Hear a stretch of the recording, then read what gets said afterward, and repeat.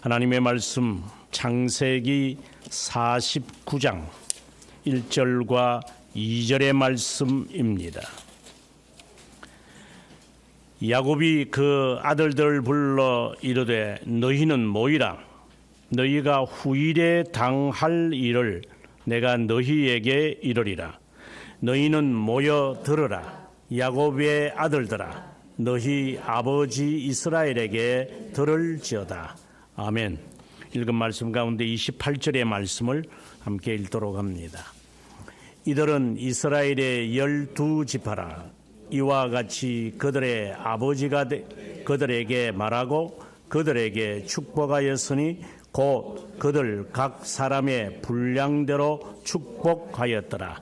아멘. 저는 이 말씀을 이제 읽으면서 야곱의 유언이다라는 생각을 해봤습니다. 히브리서 9장에 보게 되어지면은 유언하는 자는 반드시 죽어야 한다. 죽지 않으면은 유언은 유언이 되지 못한다는 말씀이 있습니다. 단순하게 유언처럼 보입니다.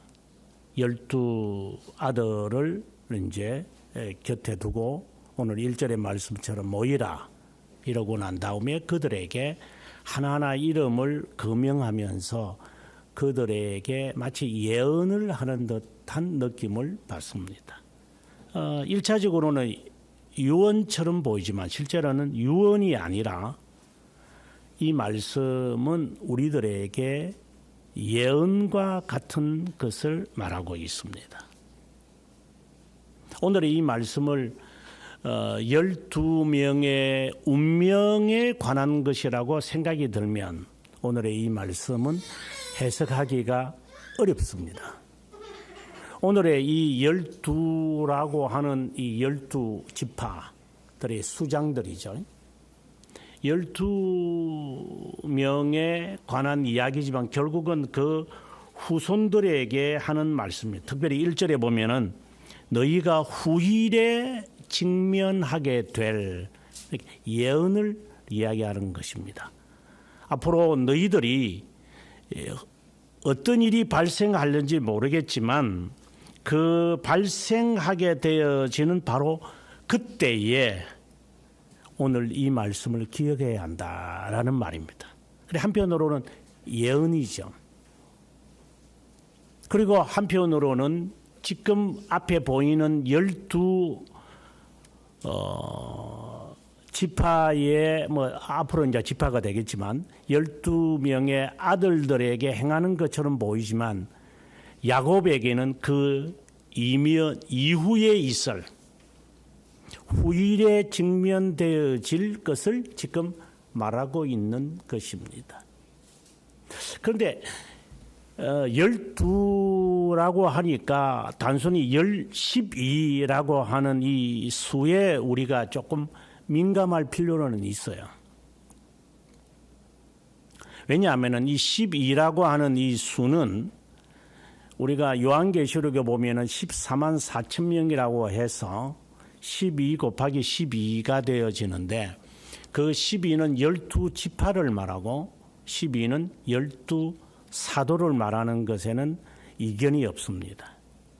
그래서 144 거기에다가 1000을 곱해서 구원받는 자의 수가 14만 4천 명이다. 아니 완전수, 문자적인 수가 아니라 하나님의 선택된 자의 완전수를 우리는 14만 4천 명이라고 말합니다.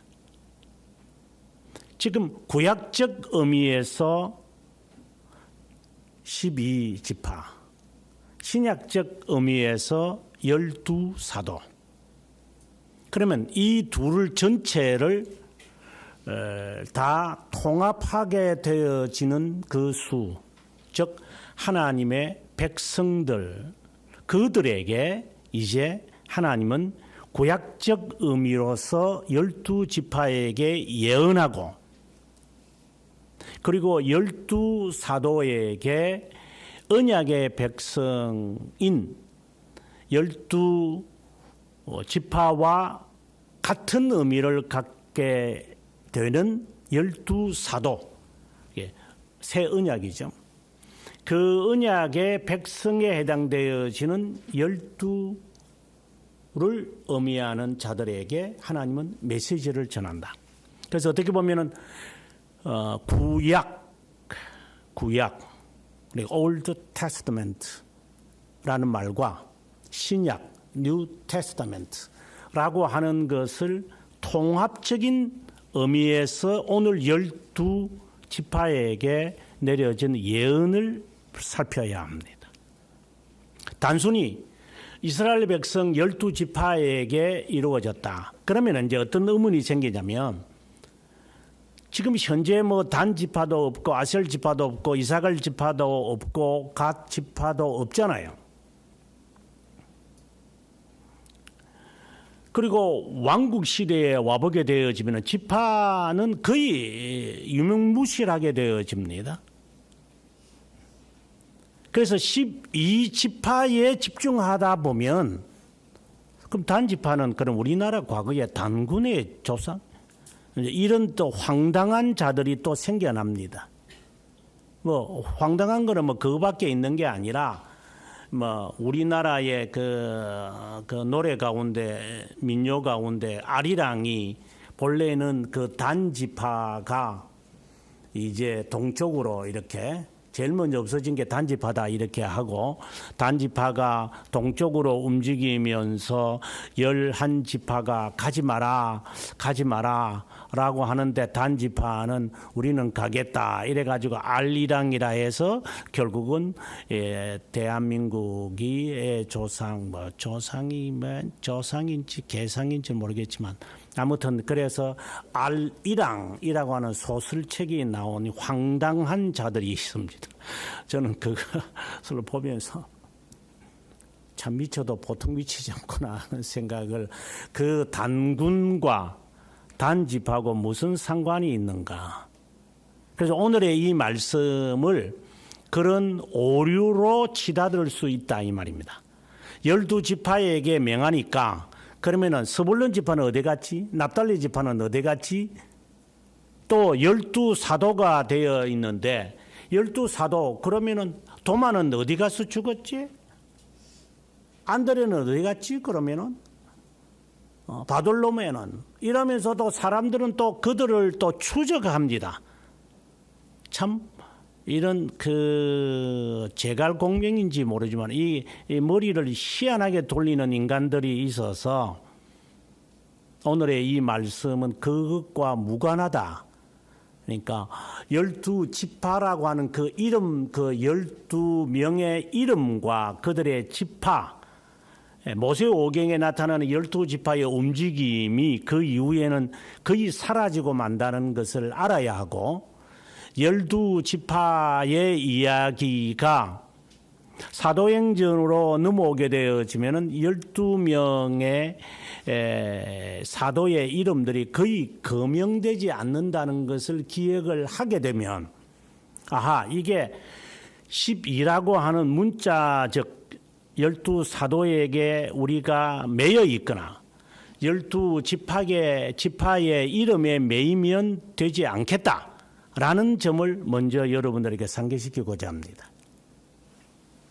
그러면 이 12지파에게 예언하는 것은 후일에 직면하게 될 것을 지금 예언하는 겁니다. 12지파나 12사도에 대한 이 개념은 어떻게 받아들여야 되느냐면 예수님께서 산상수훈에서 8가지 복에 관하여 말합니다.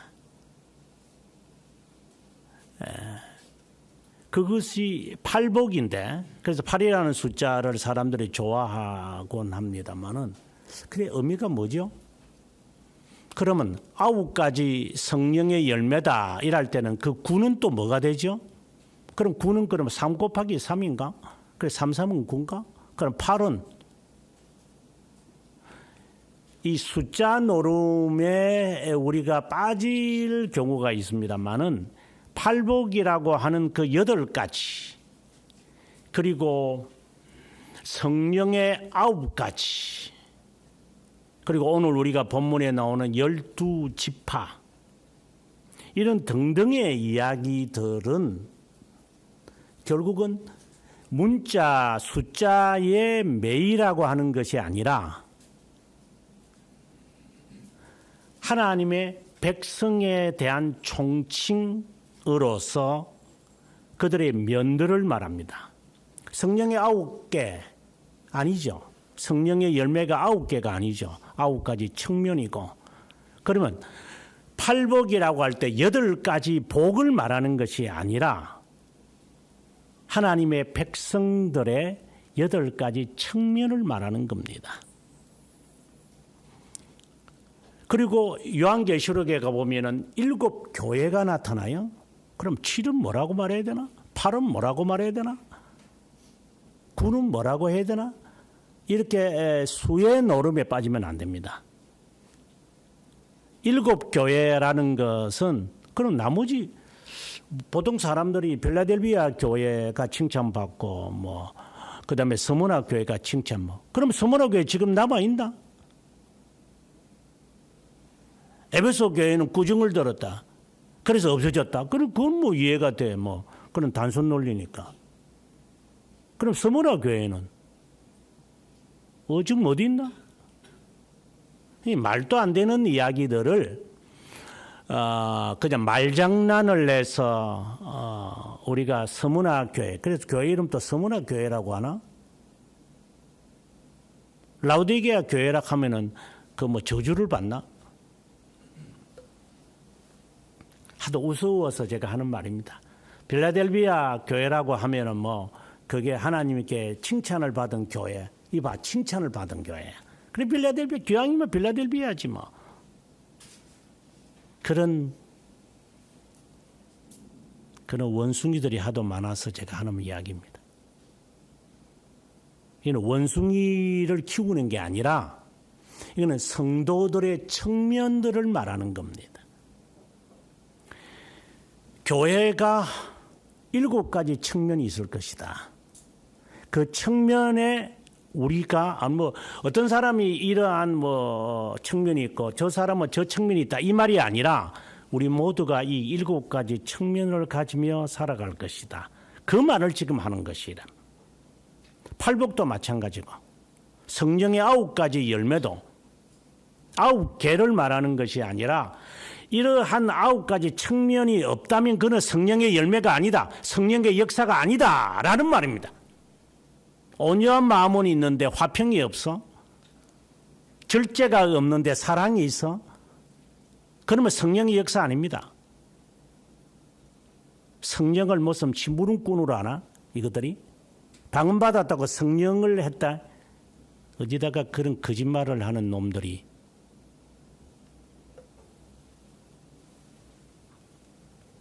만약에 그것이 성립된다면 우스갯소리지만 5만 원 주면은 예일대학교 대학은 박사학위증 받습니다.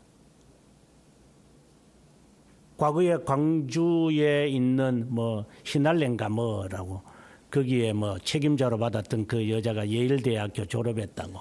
근데 알고 보니까 그게 가짜지요. 거의 멍청이들이죠. 제가 그 며칠 전에 그 새벽 설교할 때도 했지만 서양 사람들은 졸업장은 딱 한 번밖에 발행 안 합니다. 졸업장 없는 학교도 있습니다. 졸업장은 중요하지 않습니다. 왜 졸업장이 필요합니까? 돈 1,500원만 주면은 어디든지 머신에 가가지고 아니면은 동사무소 뭐 지금 같으면은 주민센터에 가면은 1,500원만 주면은 칼라로 잘 복사해서 나오는데 이 조선 애들은 그런 데 관심이 있지만 서양 애들은 성적표에 관심이 있습니다. 성적표를 가지고 오라는 겁니다. 그게 우리하고 다른 애들이 개념들입니다. 이 장이 그리 중요합니까 이거? 졸업장 달랑달랑 들고 다니는 거 이거? 딱 한 번밖에 발행 안 합니다. 이해가 잘 안 되실 겁니다.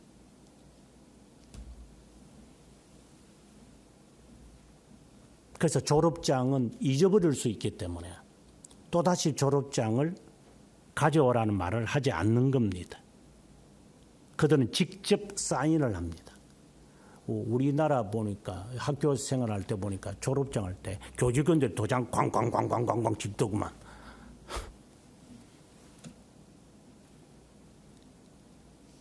한 번밖에 없습니다. 마치 우리가 신앙생활이 마치 이렇게 진창에 사는 듯합니다. 9개라고 해서 어떤 사람은 사랑이 있고 나는 화평이 있으니까 성령의 열매. 그는 성령 은사를 받은 자의 역할을 말하는 거지. 지체로서의 역할인 것이지. 머리에 모든 지체가 붙어서 역할을 하는 것을 의미하지. 그게 손가락 하나 달랑 있다고 이게 인간이가. 귀 하나 잘생겼다고 해서 인간이 되나? 손톱 하나 잘 손질하면은 발톱하고 손톱 손질하면은 그 이쁘게 보이나?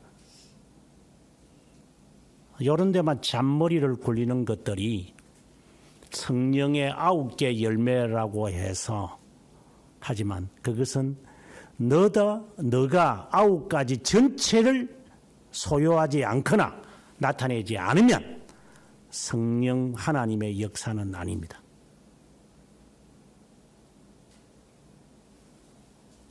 그래서 날라리들이 되지 말라 이 말입니다.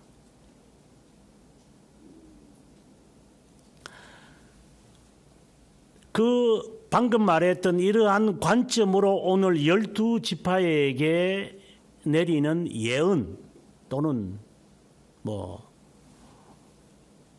유언 다 좋습니다. 그 말씀은 이스라엘 백성, 영적으로 이스라엘 백성, 그 백성이 갖게 되어진 12가지 청면을 말하는 겁니다. 우리가 이러한 청명들을 내가 갖게 될 거라는 것을 지금 말하는 겁니다. 로벤과 같은 신앙생활을 하는 사람, 사람이라기보다는 그 자신의 청면, 시몬과 레위와 같은 성품을 가지며 살아가는 신앙인, 그 측면, 우리 한 개인에게 오늘 유다와 같은 이러한 성품을 가진 사람, 갓 아셀도 마찬가지고 스불론과 납달리도 그러한 것처럼 심지어 요셉까지 베냐민까지 이게 이어지는 이 12의 청년의 색깔을 가지며 내가 살아가는구나. 이것이 하나의 빛이 되는구나 라는 것처럼 무지개 컬러가 이렇게 비춰지는 프리즘으로 비춰지는 것처럼 그것이 하나의 빛이지요. 거기에 자외선도 있고 적외선도 있고 광선도 있고 여러 가지의 선들이 빛 안에서 이루어지는 것처럼 성도는 하나님의 백성은 이런 12가지의 색깔을 가지며 살아갈 것이다. 만약 그것의 가운데서 하나가 누락됐다고 합시다. 예를 들어서 나는 스불론과 같은 성품이 없어요. 나는 정교에 낯선데요. 만약에 그렇다면 점검해 보셔야 됩니다. 다행이다. 나는 라우디게아 교회 같은 성품이 없네. 우리 교회는 복된 교회다.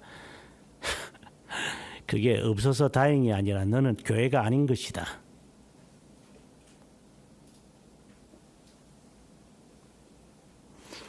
열두 청면을 가진 하나님의 자녀, 이렇게 말하면 아마 정확한 표현이라고 여겨집니다.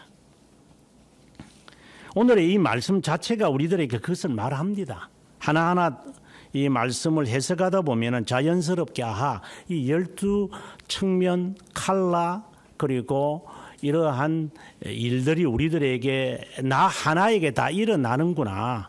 너는 유다고 나는 베냐민이다. 이 개념이 아닙니다. 나 하나에 다 있는 것이구나. 야곱이 아들들을 불러 너희는 모이라. 여기서 모이라고 하는 말이 상당히 특이합니다. 이게 교회라고 하는 말의 원조입니다. 보통 우리가 이제 우리말로는 총회라고 번역을 한다. assembly. 이렇게 모임. 지금 모였죠? 보통 교회라고 말할 때 church라든 영어의 church라는 말은 주님의 몸이라고 하는 말이에요. 그 본래 쿠리에, 쿠리오스. 이게 주님이란 말인데, 쿠리오스의 집이다. 그래서 키르쉐, 독일 말로는 키르쉐라고 그러는데, 이게 주님의 모임, 주님을 따르는 자들의 모임. 그걸 보통 우리가 church, 영어에서는 church, 컬크 막 이렇게 이제 스코틀랜드 사람들은 컬크라고 그러죠. 주님의 모임, 주님의 백성, 이제 이런 것입니다. 그런데 보통 또 교회라고 말하면 에클레시아라고 하는 말로도 하니까 그는 이제 이 그 그리스어에서는 에클레시아, 레시아 이번에 레시아라고 하는 말이 이제 부른다란 말이에요. 부른다. 에크니까 이제 세상에서부터 불러내었다라고 하는 말이에요. 그래서 세상에서 불러낸 모인 사람들, 부른다라고 하는 개념이 에클레시아가 많고 모인다라고 한다는 이 말이 처치의 개념이 있죠. 그래서 본래 이게 12아들을 모이라라는 말은 본래 교회라고 하는 원조의 단어인 겁니다. 이스라엘 백성들은 모임을 합니다. 그래서 장막절에 모이고 유월절에 모이고 이렇게 하는 이유는 그 자체가 교회이기 때문입니다. 이것은 교회입니다. 그래서 모이기를 해하는 자가 되지 말라라는 말씀이 사도 바울이 하는 이유도 그 때문입니다. 본래 교회는 모임입니다. 키르쉐, 키르케, 컬크, 처치 이 말입니다. 에클레시아라고 하는 것은 단순히 구원이라는 측면에서 되어진 것이죠. 마치 하나님의 백성들에게 하는 말처럼. 그럼 모여서 뭘 해요, 우리가요? 오늘 우리가 모였죠. 모여가지고 그 노래 부르고 까볼까요? 모여서 그럼 봉사할까요? 예, 봉사죠. 서비스죠. 예배죠. 봉사라는 게 아니죠. 서비스라는 말은 예배라는 말이죠. 월십이라는 단어를 쓰지 않죠. 그건 경배지요. 그래서 제가 처음에 한국에 왔을 때 그런 말을 제가 자주 했지만 경배와 찬양이라는 단어를 제가 써서 이것들이 미쳤나 걸쳤나 하는 생각이 들어요. 그럼 예배라는 단어를 어디 갔어 그러면?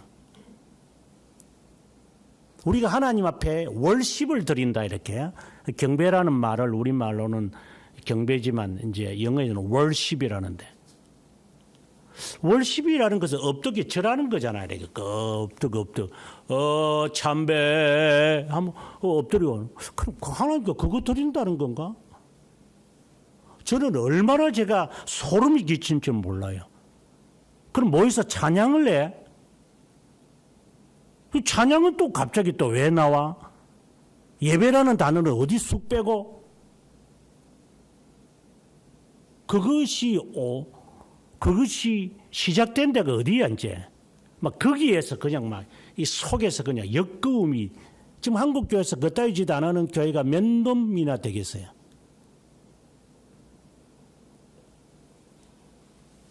예배하는 자를 하나님이 찾으시는 것이 경배, 그건 구약적 의미죠.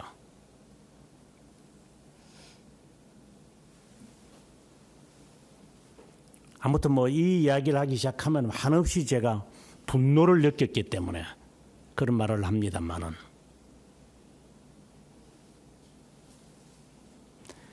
모이면 뭐 합니까? 말씀을 듣는 겁니다. 그래서 예배하는 자를 주께서 찾으시고 신령과 진정으로 예배하는 자를 주께서 찾으시느니라. 그 말씀을 듣고 진심으로 듣고 그 말씀을 따라 살고자 하는 자, 이것이 모임의 목적입니다. 교회는 앉아서 그렇게 날라리들이 까부는 데가 장터가 아니라 교회는 모여 하나님이 세상으로부터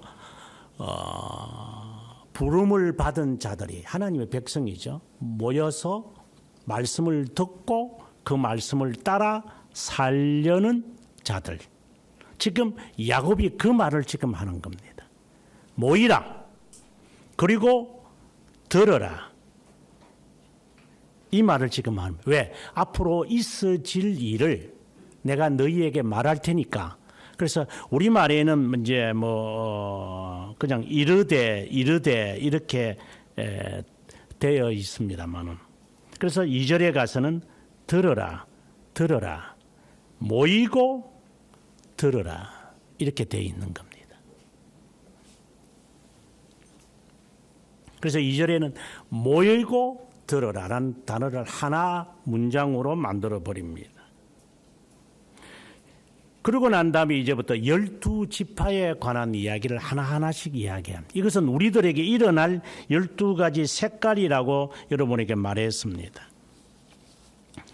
르우벤부터 시작을 해서 요셉에까지 이르게 되어지는데, 베냐민까지 이르게 되어지는데, 하나 슬픔의 첫 장면은 장자의 명분을 상실한 르우벤을 말합니다.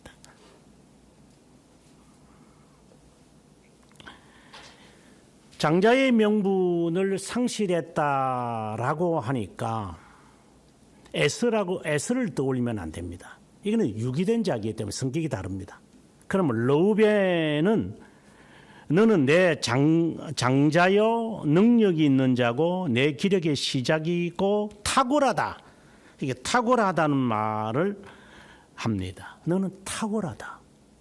우수했다. 이 말입니다. 그래서 그 미국의 아이들이 이제 여러분들도 우리 꼬마들이 이제 저한테 숙제를 내면 제가 way to go라는 말이나 그다음에 excellent라는 말이나 그다음에 very good이라는 단어를 씁니다.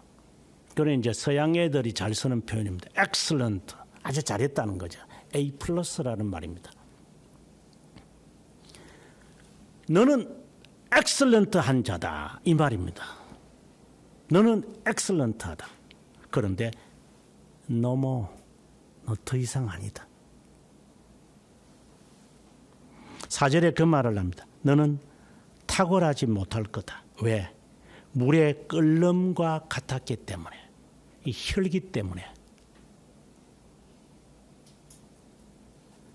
물이 부글부글 끓이면 사람을 상하게 음식을 만드는 것도 하지만 이게 그래서 4절에 너는 아버지의 침상을 들여뱉기 때문이다. 35장 22절에 보면은 그 아버지의 그 첩 빌하를 범합니다. 그러니까 너는 이 정욕을 이기지 못했다. 그렇다고 유기를 말하는 게 아니라 에사와는 다릅니다. 너는 이 물을 끓는 것처럼 이 뚜껑이 열리는 거죠. 이게 볼볼 열리는. 그래서 너는 더 이상 그것으로 너는 탁월하지 못할 거다. 하나님의 백성의 첫 번째 성격입니다. 자제하라는 말입니다. 너 위치를 지켜라 라는 말입니다. 떠나면 일이 일어납니다. 그러면 지금 더 이상 너는 장자가 아니다라는 말은 아니죠. 그러면 장자의 권한이 이제 옮겨집니다.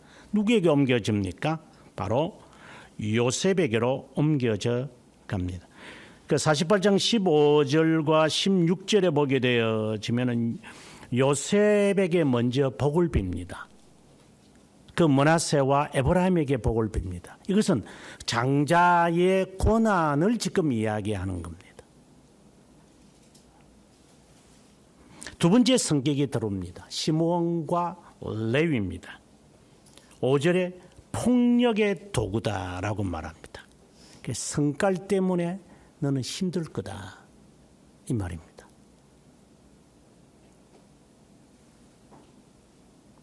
왜 그러는가? 우리가 아다시피 세겜 지역에서 이들이 자기의 여동생이 이제 이방인들과 이방인 그 세겜 지역의 군주의 아들에게 이제 결혼을 하게 되어지는 것을 그는 견디지 못해서 할례를 받게 하고 그날 가서 다 죽여버립니다.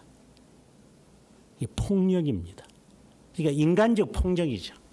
제가 늘 여러분들에게 하는 말입니다. 거듭났다면, 오늘 아침에도 그런 말을 했는데, 거듭났다면 옛 사람은 그렇지 못하더라도 새 사람은 그렇게 하면 안 되죠. 거듭났다라고 하는 것을 적어도 내가 갖고 있다면 그렇게 하면 안 된다. 근데 이게 이제 그때부터 또 갈등이 생기기 시작하죠. 왜? 옛 사람의 이 잔재가 우리들에게 여전히 남아 있는 것이기 때문에 지금 야곱이 아들들에게 경고하는 겁니다. 너는 폭력의 군주다. 다스려야 할 거다.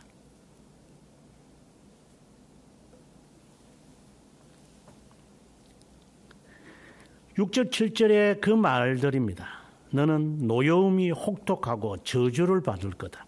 분기가 맹렬하여 저주를 받을 것이다. 그렇다고 해서 이것이 이제 배제된다는 말은 아닙니다. 하지만 너 그것으로 인하여 너 아마 인생이 매우 힘들 거다. 폭력을 다스려라.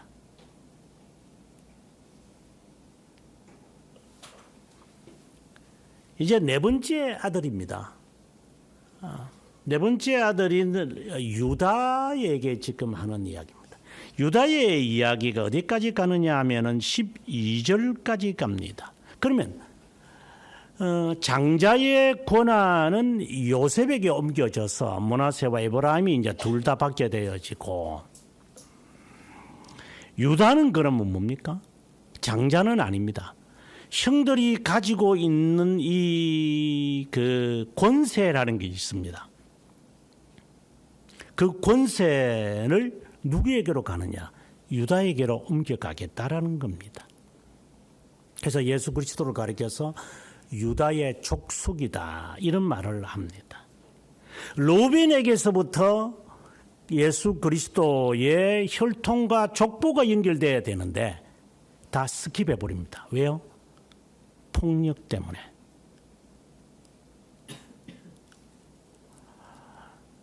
물론 이거 단순한 것은 아닙니다. 이것은 물론 이제 하나님의 영원한 작정에 의해서 되어지는 것이지만 우리가 바라봤을 때 지금 하는 이야기입니다. 너 다스려야 할 거다. 유다에 이르러서 이제 비로소 이제 하나님은 자신의 그 12칼라, 12측면에 대한 핵심을 지금 말하기 시작하십니다. 이 말은 무엇을 의미하느냐 하면, 내 자식 가운데서 하나님의 보통 그렇게 하거든요. 네, 저도 그런 생각을 한 적이 있었습니다. 내 자식 가운데서 하나는 하나님 앞에 드려졌으면 좋겠다. 목사가 되었으면 좋겠다. 이런 생각을 합니다. 좋은 생각이죠. 그건 나쁜 생각이라고 보지는 않습니다. 하지만 그거는 1차원에 불과합니다. 언젠가 그 말도 했지만 그 고양이가 보는 세상, 우리처럼 칼라로 보지는 않으니까 그들이 저는 매우 궁금했습니다. 그래서 먹이를 줄 때 라이트를 켰다가 껐다가 어둡게 했다가 밝게 했다 아무 상관없이 그들은 음식을 잘 먹습니다. 이 색깔의 변화와 아무 상관없습니다. 그들은 잘 적응합니다. 그래서 눈이 먼 고양이를 키운다고 그랬잖아요. 제 아들이 근데 이들이 잘 살아갑니다. 눈이 없어도.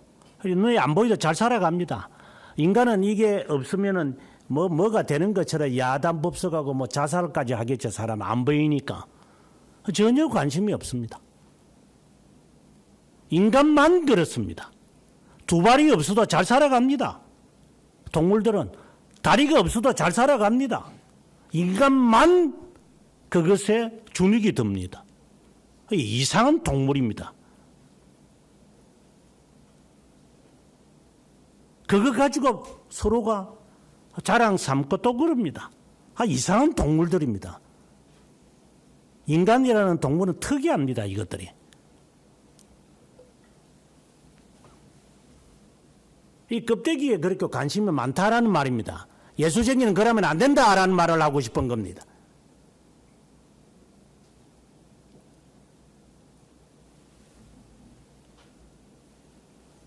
그러면은 세상에 뼈를 가래된 것 같은 이런 애 다 굶어 죽어야지요, 그거는.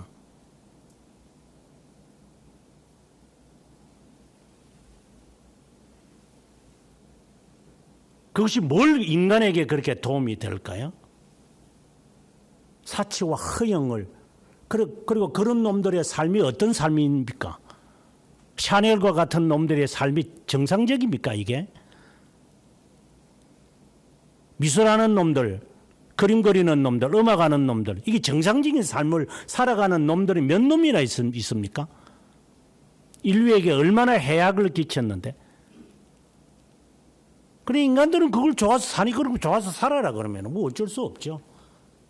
그 말을 하는 게 아니라 성경은 우리들에게 그러한 것을 좇지 말라라는 말입니다.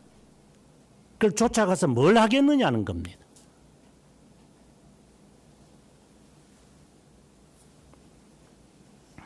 하나님은 장자이기 때문에 시작하지도 않습니다.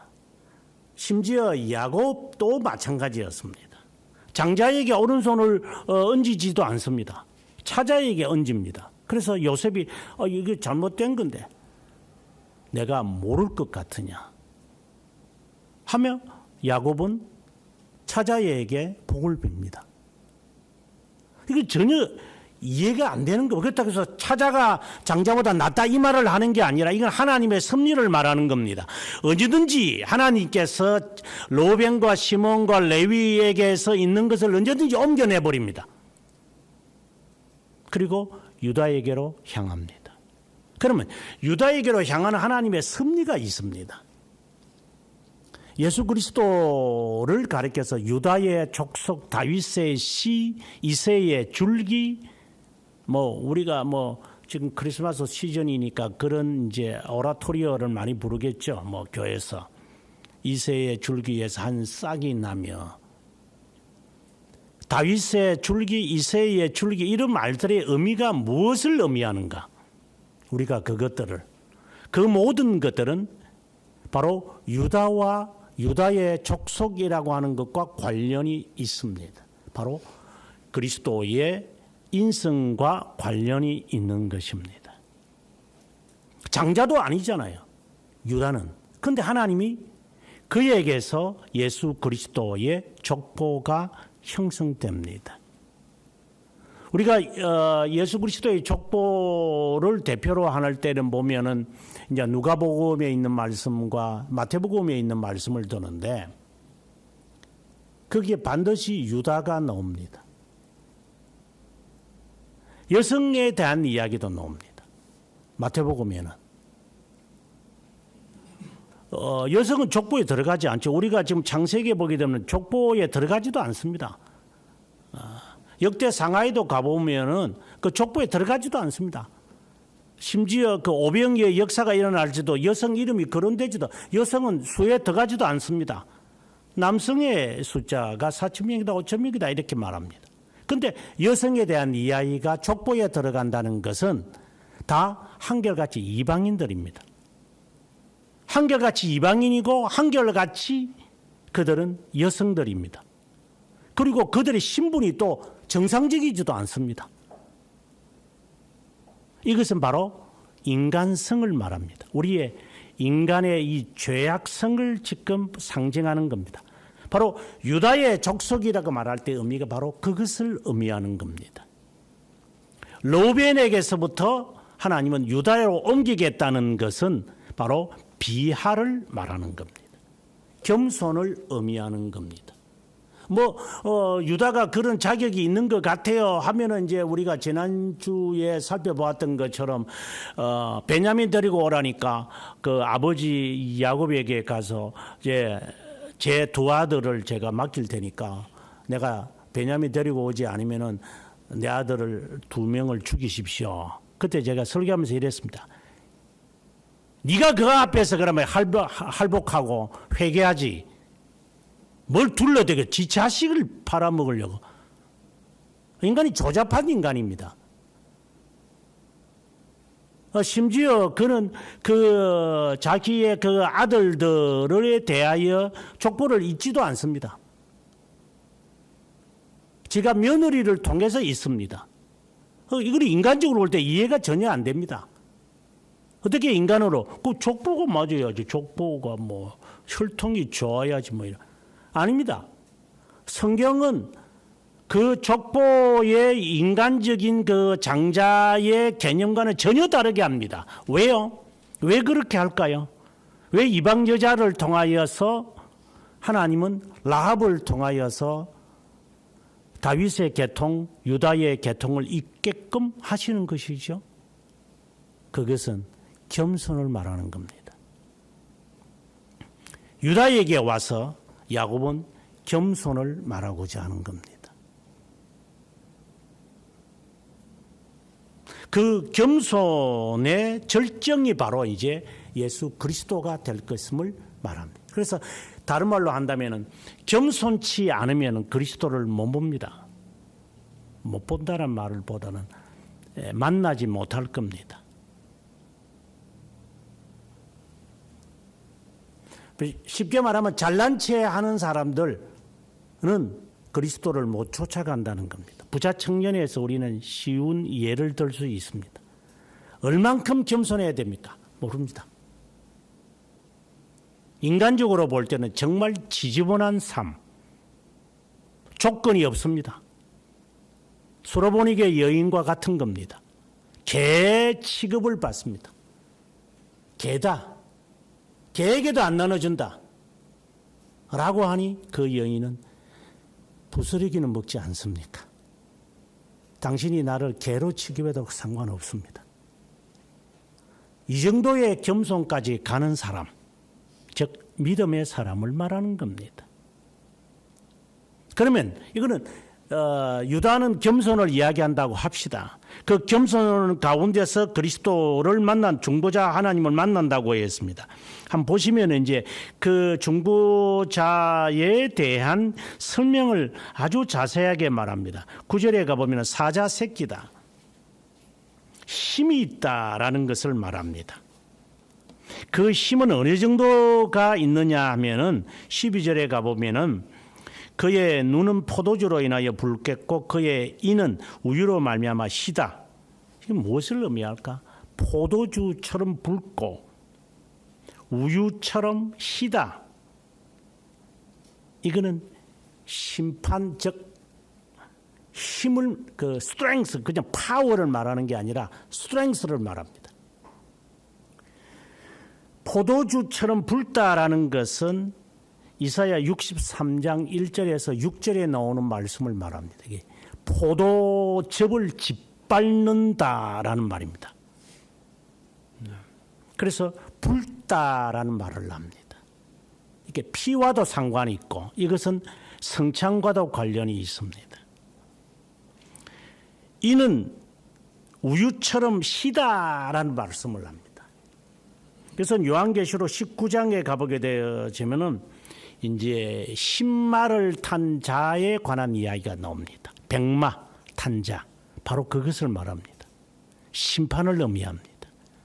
그러니까 스트렝스가 있으셔서 심판주로 오시겠다는 겁니다. 이걸 이제 다른 말로 한다면은 우리가 겉으로는 아주 그 비참하고 비굴하고 정말 세상적으로는 아무것도 아닌 것처럼 취급을 받는 것 같지만 실제로는 그리스도와 함께 심판자로 등장할 겁니다. 가난한 자지만 나중에 부자가 쳐다볼 수 있는 사람, 이러한 역설적인 이야기입니다. 이제 그것을 그리스도로 통하여 우리의 자신을 이제 반영하는 것을 말합니다.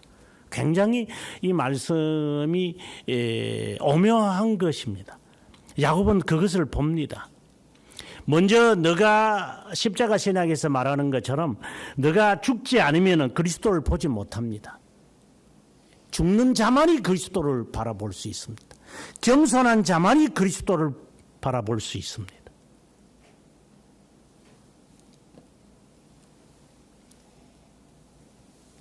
10절에 가보게 되어지면 규를 말합니다. 세상을 통치하고 그리고 지팡이가 발 사이에 떠나지 않고 실로가 오기까지 바로 예수 그리스도의 초림을 말합니다. 마치 사자가 웅크려서 기다립니다.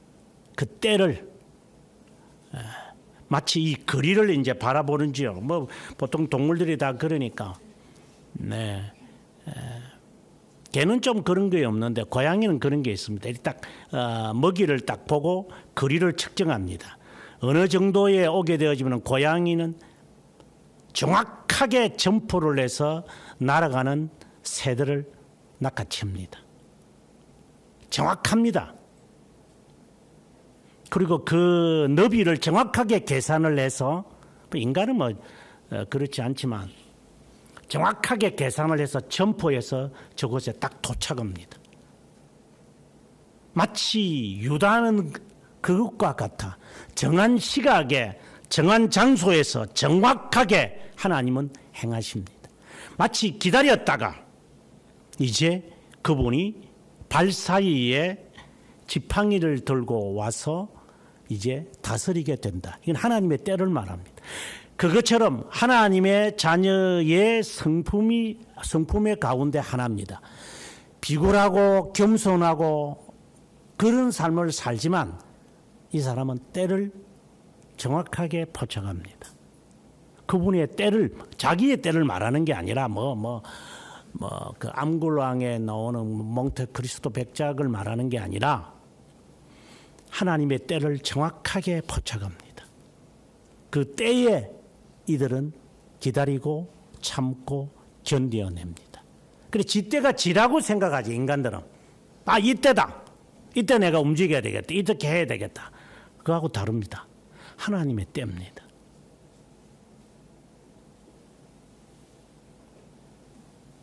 그리고 11절에 가보게 되어지면은 포도나무에 나귀를 메고 암나귀는 새끼를 포도나무에 맬 것이고 옷은 포도주에 빨며 이것은 겸손과 그리스도의 십자가의 죽으심을 말하는 겁니다. 그래서 예수 그리스도가 예루살렘에 입성하실 때 나귀를 타시는 겁니다. 겸손과 함께 이제 그분의 죽으심을 말합니다. 그리고 11절 마지막 부분에 보면 복장을 포도즙에 빨리로다 이렇게 말합니다. 정말 성도들에게 정확하게 표현하는 겁니다. 우리가 그 고린도전서 11장 25절에 보면은 그의 죽으심을 그가 오실 때까지 전하는 것이니라 이런 말을 합니다. 24절에서는 이 피는 이 잔은 내 피로 세운 새 언약이라고 말합니다. 그리스도의 죽음을 말합니다. 항상 죽으라고 하는 말입니다. 그분이 오실 때까지 죽어야 합니다. 이 죽는 게 정말 힘듭니다. 내가 얼마나 죽어 살아야 됩니까? 모릅니다. 그래서 그 포도주로 옷을 빠는 요한계시록에는 5장에 보면 피로 보혈로 그의 두루마리를 깨끗하게 희게 만드는 자라고 했습니다. 이는 언약의 백성을 상징하는 겁니다. 너는 언약의 백성으로 그리스도의 피를 마치 여기에 암나귀가 자기의 새끼를 포도나무에 이렇게 맨다고 했으니까 붙잡힌 자로 언약의 백성으로 끝까지 살아남아야 할 거다.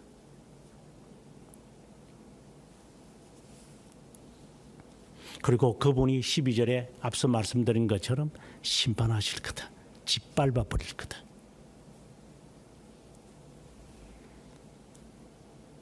그분이 희생하셨고 희생 제물이 되셨고 그분이 이제 갚을 것이다. 신말을 타고 오셔서 이제는 전체를 심판할 거다. 그러니까 이 유다를 통하여서 마치 앞으로 도래하실 예수 그리스도를 하나의 상징으로 거의 다 비추진 것 같아요. 그러니까 그것을 마음에 두며 살아라 이 말입니다. 그것이 네 번째 아들인 유다에게 향한 겁니다. 우리에게 그런 것이 있어야 됩니다. 스불론에게 옵니다. 13절에 가보면 부유함을 말합니다. 해변에 거주하니 먹을 게 많고 그리고 해변가에 있으니까 경계가 없습니다. 그래서 너는 그런 면이 있을 것이다. 이 말은 성도의 꿈을 말하는 겁니다. 나는 이거다. 나는 이렇게 가지고 살겠다. 아닙니다. 하나님이 정하신 꿈을 찾아내야 됩니다. 일반적으로는 지가 지 꿈을 다 말해버립니다. 나는 이러니까 이렇게 이래. 그럼 그렇게 살아라 그럼. 하나님이 주신 꿈은 다릅니다. 그래서 여러분들은 하나님의 뜻을 행한다 이런 말을 할 때 제가 항상 하는 말이 당신의 정체성부터 찾아라. 목동을 하나님께서 총리로 만들 수도 있고 하만처럼 총리로 있다가 죽을 수도 있어. 꿈은 하나님의 자녀는 하나님으로부터 나오는 거지 인간이 만들어내는 게 아니야. 우리가 기도 생활을 하는 이유가 그 때문입니다. 기도 생활을 해야 하나님이 정하신 꿈을 찾아간다 이 말이 아니라 이게 의무입니다. 의무. 하나님의 백성 그렇게 하게 되어 있습니다. 왜? 자기의 꿈을 이루지 않으려고 하기 때문에. 하나님의 꿈이 있습니다. 너는 헤브론이다. 너는 스불론이다. 너의 경계는 없다. 더 넘어갈 수도 있다. 배 타고 가면 되죠.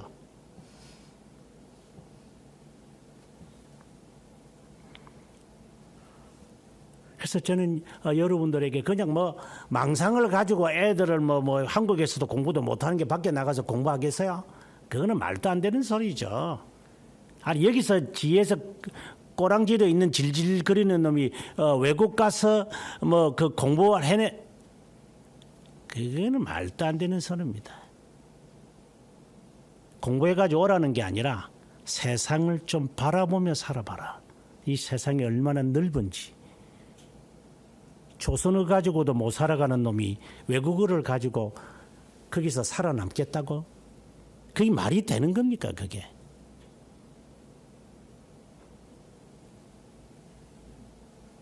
하지만 아직도 내가 모르니 나를 시험해 봐야 되잖아요. 그래서 우리가 이런 일도 해보고 저런 일도 하다가 실패하고 실족하고 실현할 때가 많겠죠. 그러나 잊어버리지 말아야 합니다. 하나님의 자녀라고 하는 사실에서 이것이 나와야지. 똑같은 행동이죠. 안 믿는 자들도 그렇게 하고 나도 그렇게 해요. 그럼 안 믿는 자가 바라볼 때는 그건 망상이고 허상이겠지. 그러나 나는 하나님의 자녀라고 하는 이 분명한 정체성이 있는 속에 이 일을 하는 것과 하나님의 자녀라는 정체성이 없는 속에서 지가 지 꿈을 이루고 가는 것하고 성격 자체가 다릅니다. 모양은 비슷하지.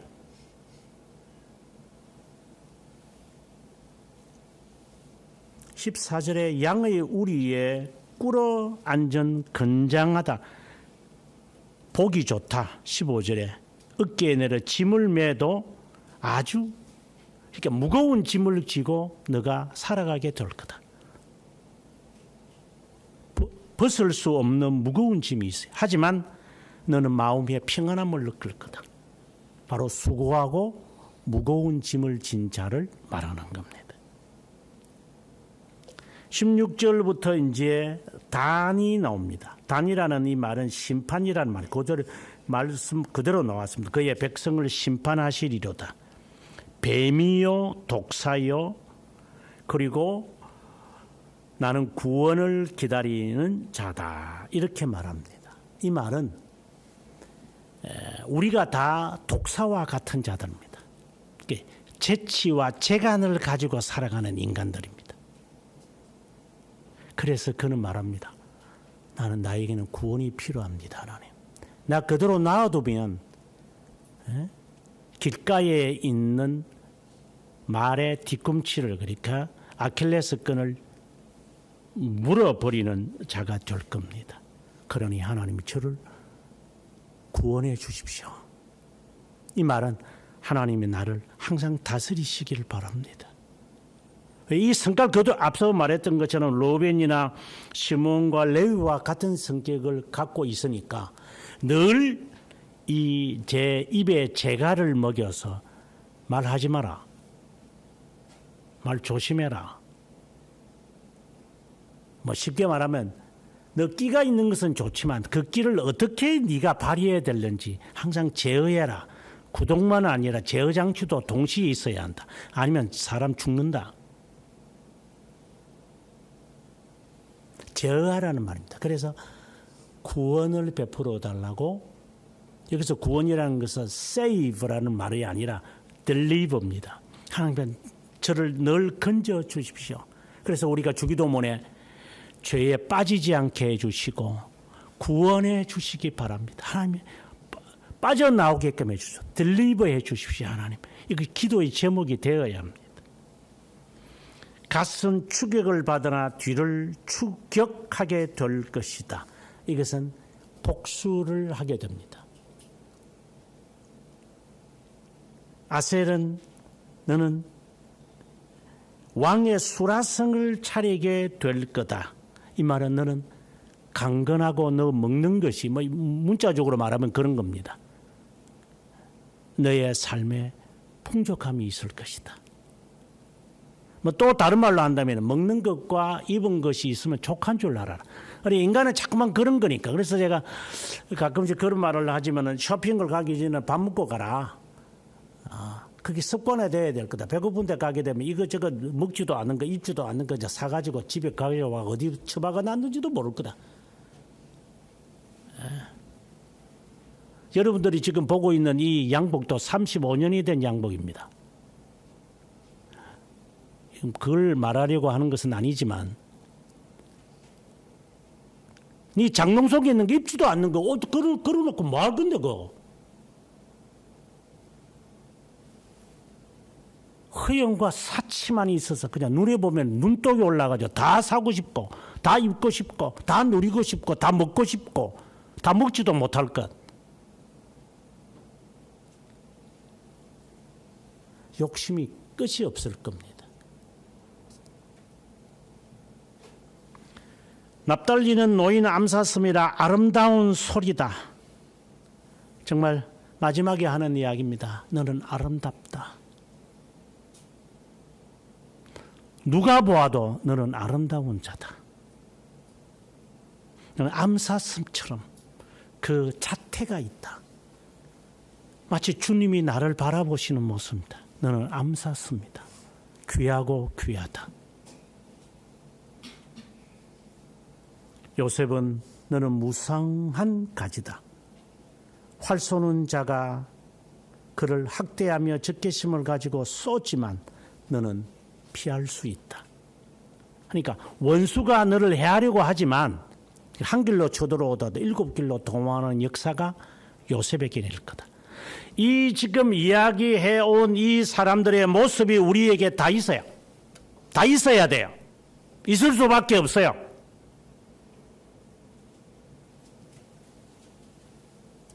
그러면서 야곱은 정말 말하고 싶은 것을 이제 합니다. 바로 복입니다.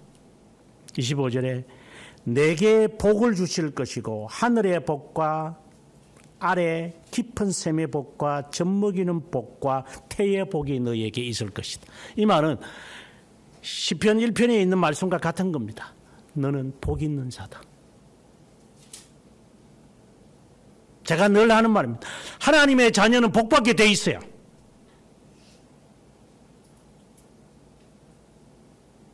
인간이 끼를 부리기 전에는, 인간이 재간을 부리지 않는다면, 촐랑거리지 않는다면 이 말입니다.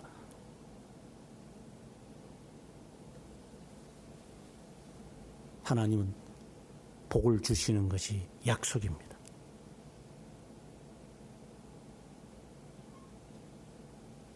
제재할 수 있어야 됩니다. 학자들은 그럽니다. 야곱의 이 복은, 야곱의 이 예언은 복의 말씀입니다. 상실된 복을 회복시키기 위해 야곱이 말하는 것. 바로 우리에게 하는 말입니다. 우리가 간과하고 있고 우리가 치우쳐 있는 것 회복해라.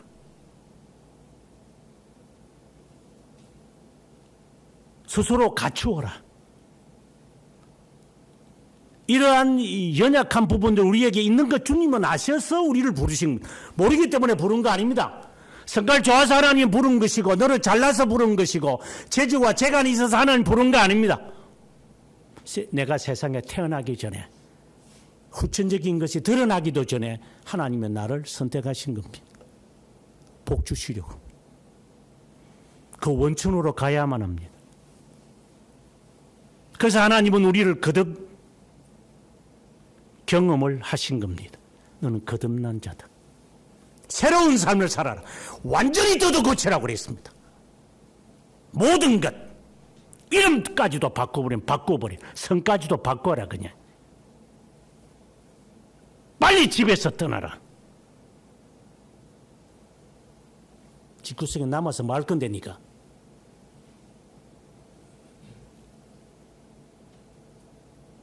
물리적인 것을 말하는 게 아닙니다. 나중에 다 후회할 겁니다.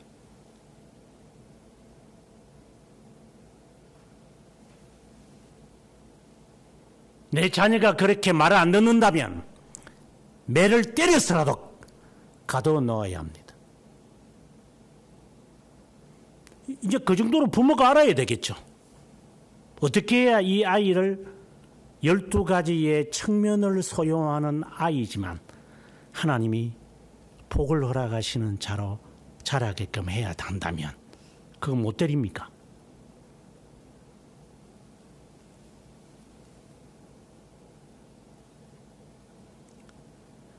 (28절의) 말씀이 참 우리들에게 인상적입니다. 너희는 12지파다. 이걸 전제합니다. 12가지의 모습을 가지고 있는 자다. 전제하고 시작합니다. 이와 같이 그들의 아버지가 야곱이 한 말입니다. 그들에게 말하고 그들에게 복을 끼쳤다. 그런데 그 다음에 말이 우리의 말에 조금 해석이 잘못되었다고 저는 봅니다. 그들에게 복을 베풀었다. 그 맞는 말입니다. 다시 말하면 그 각 사람의 분량대로 축복했다. 이 말은 틀린 말입니다. 정확하게 표현을 하면 그가 지닌 복에 따라 복을 빌었다. 그래, 복이라는 말이 3번 나옵니다. 하나님은 12지파 12명이라고 안 했습니다. 12개라고도 안 했습니다. 12색깔을 가진 자에게 하나님은 복을 비신다. 이렇게 해석하면 됩니다. 만약에 이 가운데 어느 하나를 우리가 없다고 합시다. 예를 들어서 좋은 이야기만 있는 건 아니잖아요. 나쁜 이야기도 있습니다. 하지만 그럼에도 불구하고 하나님이 나에게 주시는 복이 있어요. 하나님이 주신 복이 있어요. 그 복의 사람이라는 것을 명심하면서 살아야 됩니다.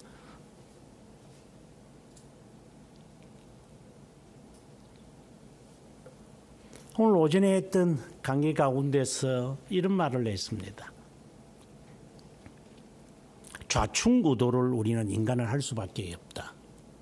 죄 용서의 근거는 하나님의 자비하심이라고 하니까 한국교회가 대부분이 고수하고 있는 구원파처럼 나는 용서받았으니까 이제 하는 짓거리는 나는 천국 가는 것과 무관하다. 맞습니다. 그 말도 틀린 말은 아닙니다. 하지만 틀렸습니다. 또 한쪽은 내 스스로가 보석신앙처럼 내가 열심히 하고 내가 노력하고 내가 선하는 행동을 하니까 내가 죄 용서받은 것이 맞구나. 이렇게 해서 자기 스스로를 자화자찬하면서 나는 깨끗한 자다. 바리새파적입니다. 이렇게 신앙생활하는 사람들이 있을 거다. 우리 두 부류를 말했습니다. 나는 어느 부류에 속해 있습니까? 나는 깨끗한 삶을 살아가요. 나는 저 세리처럼 다르다. 그래서 하나님은 나에게 복을 베풀 것이다. 라고 하는 사람의 부류입니까? 아니면은 나는 하나님의 자녀이기 때문에 내가 하는 모든 것이 다 선하다. 라고 하는 사람입니까? 물론 유기된 자는 이런 생각도 안 하겠지만 그러면 그 사이에서 우리는 줄다름질을 할 겁니다. 어떤 줄다름질을 해야 합니까? 순종이라고 했습니다. 규모와 규격을 맞춰놓고 자기가 내가 원하는 대로 앉아서 나 싫으니까 안 해. 그거는 방종이지 자발과 자유가 아니다.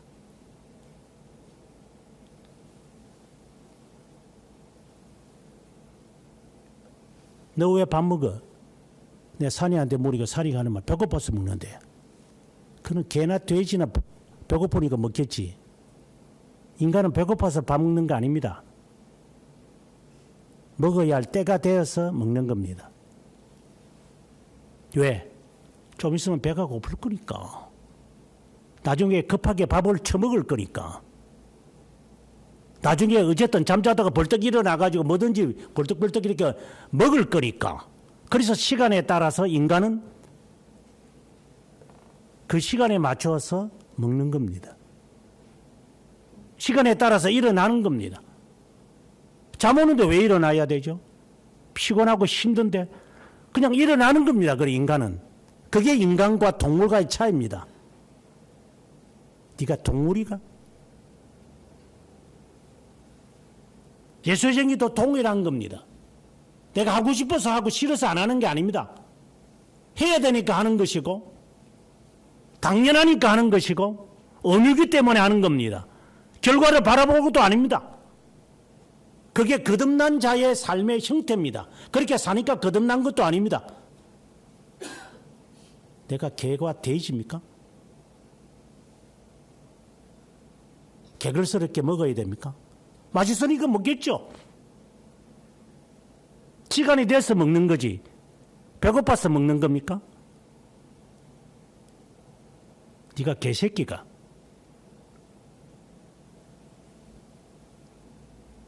나는 사람입니다. 가야 하니까 가고 해야 하니까 하는 겁니다. 이유와 핑계대기 시작하면 한없이 끝도 없습니다. 그래 잘된 게 있나 너 인생에. 그래서 우리는 대가를 치른다고 했습니다. 하나님은 우리를 거듭나게 하셨습니다. 거듭난 사람의 삶을 그 길로 걸어가는 그런 게 쉬운 게 아닐 겁니다. 그럼에도 불구하고 하나님은 나에게 복을 베푸십니다. 복 받은 자니까.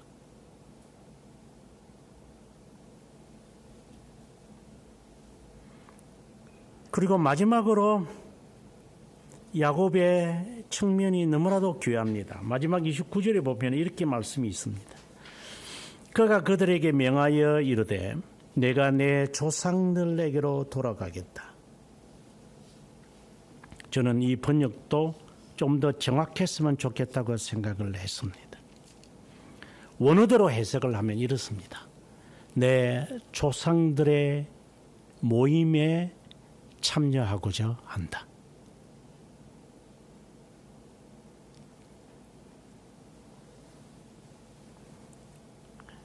조상들이 나를 부른다. 오라. 나는 그 길로 따를 것이다. 이렇게 해석해도 됩니다. 그러고 난 다음에 그가 하는 말이 내 할아버지 아브라함이 헷 조속에게서 산 마므레 상수리 나무 그 지역에 나를 묻어주라. 비록 내가 여기에 왔다. 배고파서 여기에 왔다. 흉년이니까 내가 여기 와서 산다. 뭐 또 다른 말로 한다면 내가 어쩔 수 없이 내가 이 직장에서 산다. 이 지역에서 산다. 하지만 내 마음은 그렇지 않다. 내 조상에게로 갈 거다. 내가 죽고들랑 나를 여기에 머물면 안 된다. 나를 반드시 데리고 아브라함이 샀던 마므레 상수리 나무 밑에 나를 묻혀야 할 것이다. 이걸 맹세해라. 요셉도 죽으면서 말합니다. 나를 여기에 묻지 마라. 내 아버지 묻힌 곳에는 나를 묻혀야 할 것이다. 이건 뭘 말합니까? 우리의 신앙은 다릅니다. 신흥 종교도 아닙니다. 믿음의 조상들이 걸어간 그 길로 나는 갈 것이다. 비록 타양 생활에서 내가 수고해서 산 땅이다. 헷족속에서.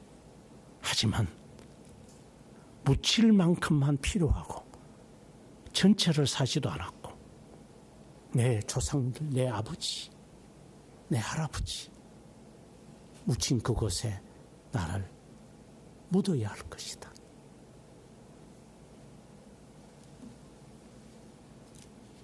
이 면이 우리에게 있어야 한다고 봅니다.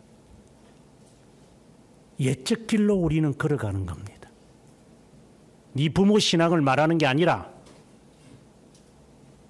신앙의 선배들이 어떻게 살아왔는지 분명하게 파악하십시오.